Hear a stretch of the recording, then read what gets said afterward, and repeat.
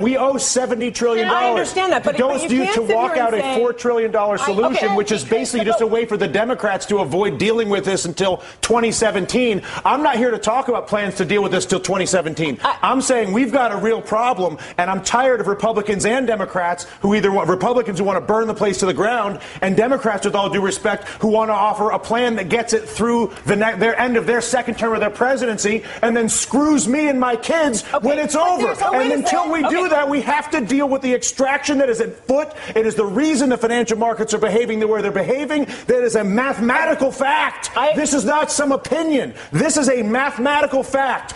Tens of trillions of dollars are being extracted from the United States of America. Democrats aren't doing it. Republicans are not doing it. An entire integrated system, financial system, trading system, taxing system that was created by both parties over a period of 2 decades is at work on our entire country right now. And we're sitting here arguing about whether we should do the $4 trillion plan that kicks the can down the road for the president for 2017 or burn the place to the ground, both of which are reckless, irresponsible, and stupid.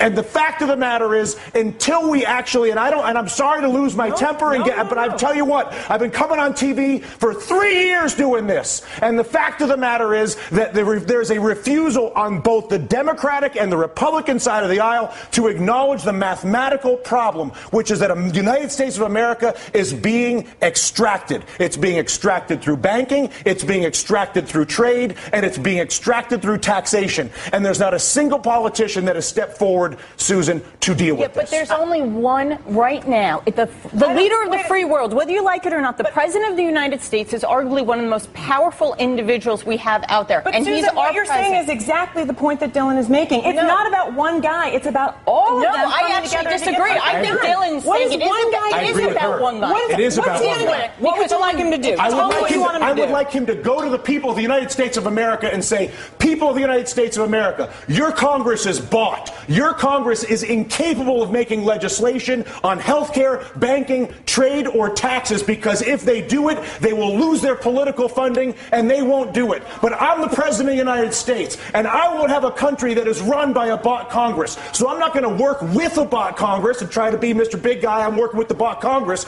I'm going to abandon the bought Congress like Teddy Roosevelt did, and I'm going to go to the people of the United States, and I'm going to say, you've got a bought Congress. And until we get rid of the bought Congress, which is Jimmy Williams' constant point, which is get the money out of politics, and until a president says that's the problem and says he's going to fix it, there is no policy that I can possibly see, no matter how brilliant your idea may be, or your idea, or my idea, or her idea, or your idea at home, is that idea will not happen as long as there's the capacity to basically fire a politician who disagrees with me by taking funding away from him. Is that a fair assessment? Money in politics is the root of all political evil. It is corruption at its worst. And until we step up and kick that out of the park, it's going to be the same system and only the president could do that. We're going to No. Congress has to do it too. The Congress has to do it too. But I'll tell you what. How bad does it have to get? How much money has to be extracted? How many things have to be heard? Down to brass tacks. Okay, physically, what do? You go and give a speech right now. Right now. Right now. You say. And then what happens tomorrow? Tomorrow, what happens is you begin the process of actually investing in solving the problem. So I come out and I say, how? I create an infrastructure bank with 2% blending immediately. Once I explain to people the problem, once I explain to you have cancer, once you understand how screwed up your trade, tax, and banking policies are, believe me, you will have no issue when I incorporate an infrastructure bank that I fund with repatriated offshore money that I bring in and then use to create 2% direct lending to every business in America. Because when you realize that the banking system is fully corrupt and defrauding us, and I come out and say that, which is what I want my president to do, then at that exact moment I say, you know what, we got a screwed up situation here, people. You all know it, and now what? I'm going to admit it.